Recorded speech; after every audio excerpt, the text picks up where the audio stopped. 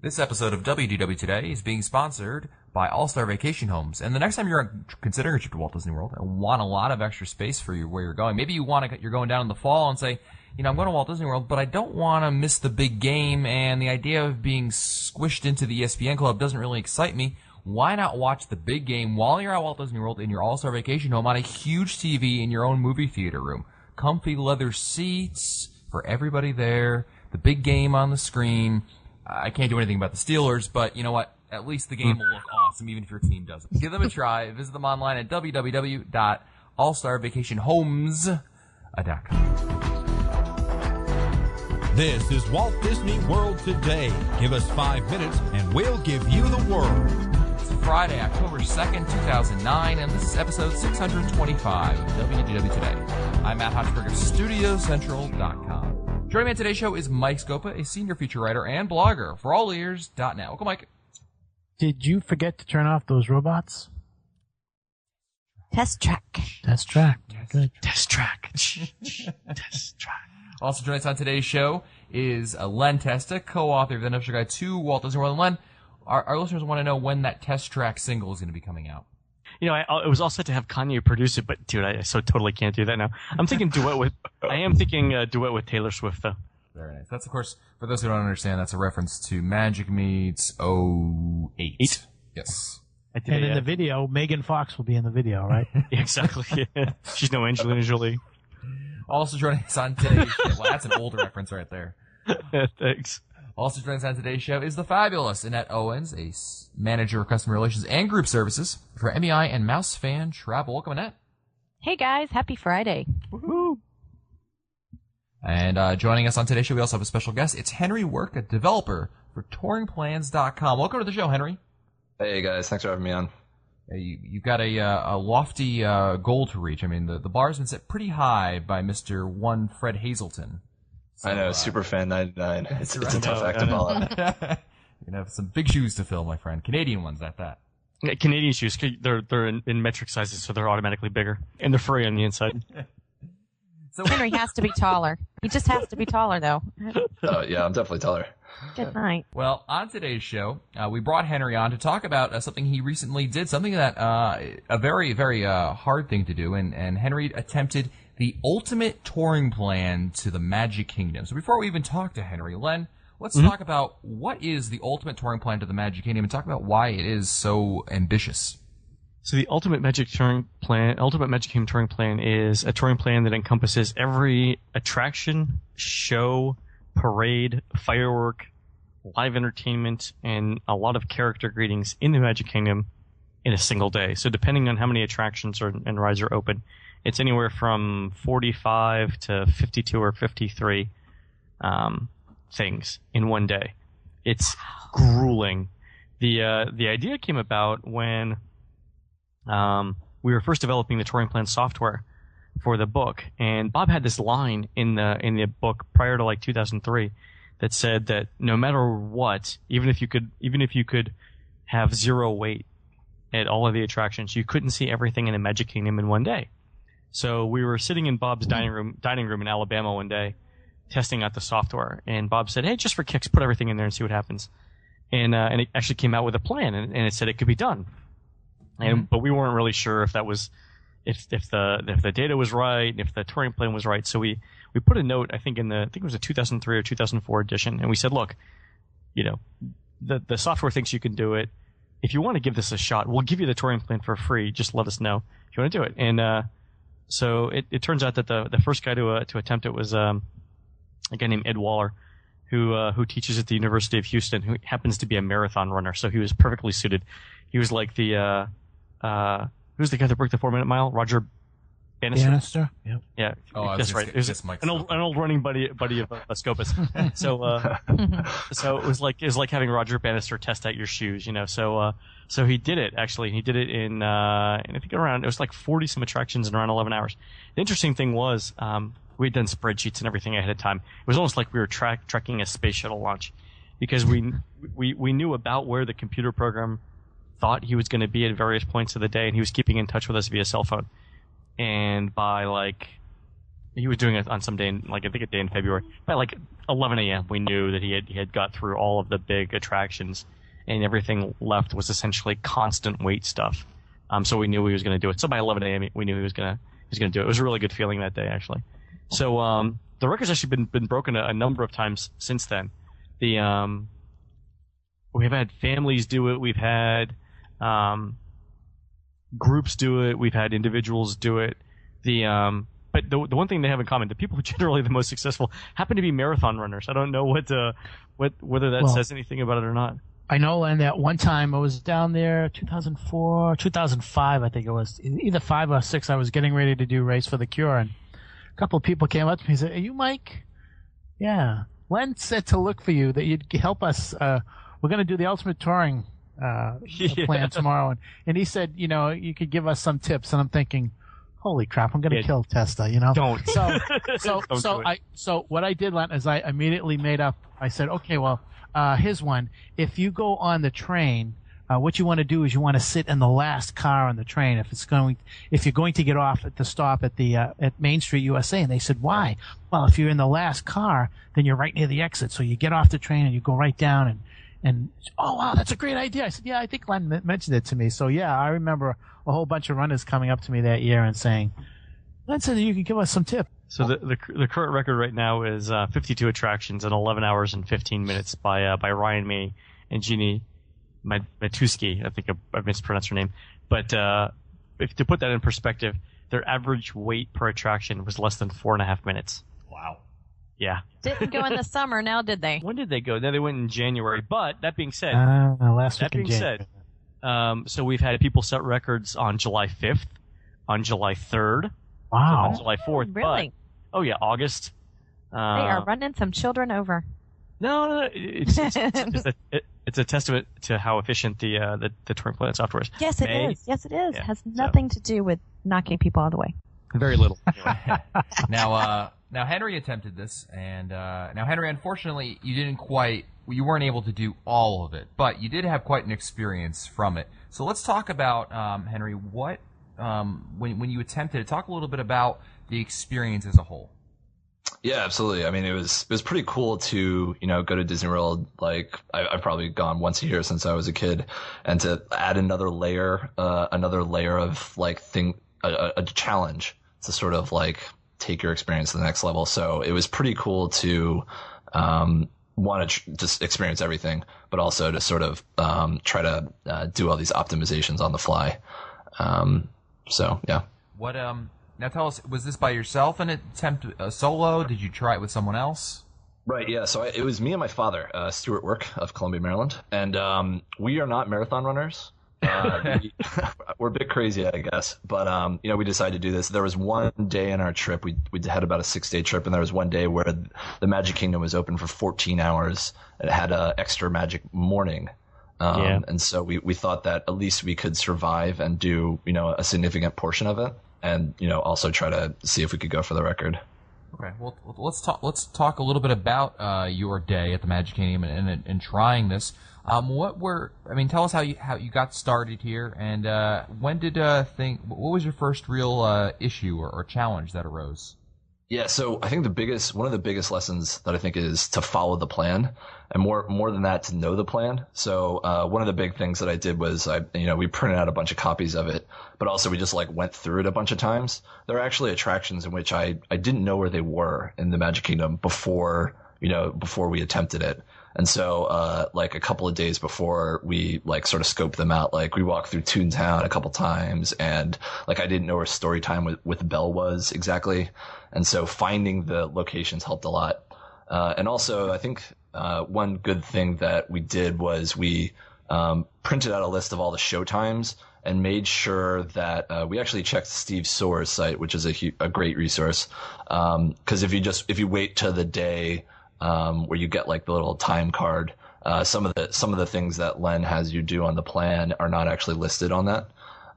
So they're sort of non-published showtimes, and you have to make sure that you hit all of them. I mean, there's only one, 3:00 parade, but there is 6 or 7 pirate tutorials. So you can be flexible with the pirate tutorial, but not really flexible with the 3:00 parade. Okay. What do you think was the biggest challenge? What was the hardest thing that came about in the whole plan? Yeah, so probably the big thing was continuous shows. So not the shows that you knew when to hit the times, but it was really the things like PhilharMagic and Country Bear Jamboree. And so basically we had to always think a few steps ahead and be willing to call audibles, I guess. So like if you make it to Hall of Presidents, 1 minute or 3 minutes before the show, you want to go on it. But if you make it 2 minutes after they just started one, you don't want to sit there for 17 minutes or whatever till the next one. You want to head somewhere else. And so I think getting that right, especially in the afternoon, was particularly important. It's interesting, sort of. I felt like the day got sort of broken up into 3 sections. The morning was hitting all the headliners and making sure that you hit the rides that were going to have significant wait times later in the day. But then the afternoon switched into a whole nother game where it was making the shows that like Pirates Tutorial, Storytime with Belle, Dream Along with Mickey, hitting those at the right times and making sure that you just sort of like always had something to do in case if there was a long line or some kind of, like you get stuck behind the parade or something. And then the evening was more sort of dumb luck. Like once you have only a few attractions left, you have to sort of, you're going to go to the railroad and you're going to have to hope that you're not waiting for 15 or 20 minutes before it gets to the station. Len, in terms of when other people have tried this, and they've reported back to you, is what Henry is mentioning, are these typical things that other people that have tried this have reported back to you? Yeah, it's generally the experience of everyone that you have to be willing to change the order of some of the attractions a little bit based upon whether you've, for example, just missed the opening or closing of a particular show. So if you've just missed the start of, to Henry's point, Hall of Presidents, it's difficult to predict that ahead of time. We did with the touring plan. The other thing is, so people have to be flexible on that. The other thing that people typically that trips people up is if they're on an attraction early in the morning and it breaks down. Like I've done a Magic Kingdom touring plan before where I've been stuck on Dumbo, which is the first attraction of the day. And if you're on it for even 3 or 4 minutes, the additional compounding minutes that you lose because there are other people filling up the park is essentially enough to end your day. There's you really at this point so many people have tried the Ultimate Magic Kingdom touring plan, and they've really narrowed it down so much that everything has to go right for you to be able to break the record. I mean, so if you are if you're trying to do this and let's say you look at your watch and it's 10 o'clock, does the plan say you should have done so many by 10 o'clock? We give guidelines. Like for Henry's attempt, I actually had a spreadsheet out, and I had filled in the time at which the previous record holders, so Ryan and Jeannie, had done their attractions, and I was giving Henry a play-by-play as to how far ahead or behind schedule he was. So I actually had that. The plan doesn't do that because I think it'd probably be too much information for you to keep up with as you're going along. But yeah, definitely I can do it. Yeah, so one of the interesting snafus that we had, we were lucky in the sense that nothing broke down while we were there. But Space Mountain and TTA were closed, so this was late August. I did it on August 27th, and that was great in some ways because we didn't have the Space Mountain crowd queue to worry about. But they actually the very first 2 things on the plan say go to Dumbo. You have to be on the first ride on Dumbo. Yeah, you really the second thing. The second thing is to go straight to Astro Orbiter, which are the 2 very lowest capacity rides in the park. And so, but our mistake was that typically Astro Orbiter is open during extra morning magic hours, but because Space Mountain was closed, they actually closed off the entire Tomorrowland. So we walked to Tomorrowland only to be stopped by cast members, and we had to turn back around. I mean, we only lost like 3 or 4 minutes, but as Len says, the sort of compounding effect made us later have a little bit longer wait at Peter Pan, and then we had to hustle to get to Frontierland, stuff like that. So was it that point really even just the extra magic hour morning that you realized it wasn't going to work in order for you to do everything in one day, or did that realization not come until later in the day? Yeah, so we weren't really sure because we hadn't done it before, but the other big mistake, I guess it was a mistake. So typically, one of the rules that I would say is you never underestimate the main street vehicles. They're very randomly sort of done, and you always want to make sure to get on a bus instead of a horse. I've read that because sometimes the horse you have to take a round trip. And sometimes, the horse carriages have to stop because the horse is tired. So on our day, we had heard mostly that they closed before noon, but on our day, we're pretty sure that they closed before 10:30. That's so right, because there's the Dream Along with Mickey is the show out front of the castle, and when that's going, it seemed like the cars can't go around the hub. And so that was probably our biggest technical flaw because that's literally an attraction. We asked a bunch of cast members throughout the day. Seeing if it was going to come back up, and they said it probably wouldn't. And then our other big mistake was we were too greedy, and we tried to fit as much into Fantasyland as we could. And we didn't get to Toontown Hall of Fame right when Toontown opened. And so the line for the princesses and the fairies was probably about 10 or 15 minutes longer than it could have been. Yeah, I remember that. Yeah, you're right. Yeah, that was I just can picture Henry standing there with all those little girls. And he's like almost 7 feet tall for people that have never met Henry. That had to be hysterical. And you were there with your dad, so he has to be a tall gentleman too. He's pretty tall, yeah. So it was we felt a little bit out of place, but I mean, then we were just cursing Len. It's not like we were. Yeah, well, we were just pawns in some bigger game. So there you go. What? Oh, and then tell him about Pete's Garage. Oh right, so Len, you were mad at me, and I was like, no, seriously, that counts. So, a bunch of the attractions in Toontown are walkthrough. So Donald's boat is on the plan, and you literally, it's just a boat with some waters, spritzing around. And so we just walked through the boat, then we walked out. So it's, entry time at, 10:52 and exit time at 10:52. But because things were closed and we couldn't hit the main street vehicles, Len asked me to go see Pete's Garage, which really isn't an attraction. It's just a building. A building. And a bathroom. Right. But we went there. We experienced it, which is the important part. Now, without getting too graphic, do you have to take a bathroom break? And how does how do lunch work? How does all that work out for you?